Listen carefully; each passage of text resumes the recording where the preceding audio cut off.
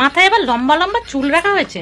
কোন দিন দেখবি ওই চুল ধরে এক খামচা টান মেরে আমি দৌড় মারবো, সেদিন টের পাবি। আজকে ভেবেছিলাম কোনো ভিডিওই বানাবো না, কোনো ভিডিও বানানোর আমার ইচ্ছাই ছিল না, কিন্তু এমন একটা বিশ্রী ঘটনা আমার সাথে ঘটে গেল যে না বলতে পারলেই নয়।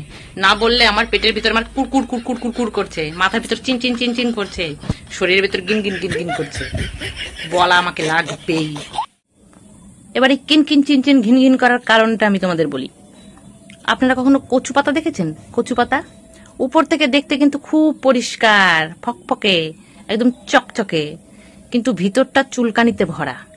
কিছু কিছু মানুষ আছে, কিছু কিছু মহিলা আছে, এরা উপর থেকে দেখতে একেবারে চকচকে ফকফকে, আর এত ভাই চুলকানি এদের, অন্যকে চুলকাতে না পারলে এদের ভালো লাগে না, একটু চুলকিয়ে দিলে ব্যাস ওদের শান্তি। এবার আসল ঘটনাটা আমি তোমাদের বলি। আমি চুড়িদার ফুড়িদার সেরকম একটা বেশি পরি না, আমি বেশিরভাগ ক্ষেত্রেই শাড়ি পরি, গ্রামে বাড়ি শাড়ি পরি। তো কালকে সন্ধ্যাবেলায় তাড়াহুড়ো করে বেরিয়েছি, ভাবছি চুড়িদার পরে একটু বাজারে যাব, অনেকটা দূরেই বাজার আমাদের, প্রায় 10-15 মিনিটের রাস্তা। তো রীতিমতো চুড়িদার পরে আমি বেরিয়েছি।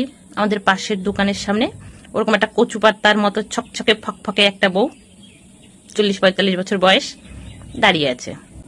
আমাকে বলল, কি গো বৌমা, আজকাল দেখি শাড়ি ছেড়ে চুড়িদার পরা ধরেছো? হ্যাঁ, ব্যাপার কি? বেশ ভালোই লাগছে। শুধু যদি এটুকু হতো তাহলে আর এত রাগটা আমার মাথায় হতো না। তারপরে আবার বলে, কবে দেখবো হয়তো চুড়িদার ছেড়ে আবার জিন্সের প্যান্ট ধরেছো, তারপরে হয়তো আবার হট প্যান্ট পরবে। চিন্তা করো কত চুলকানি এই মহিলার।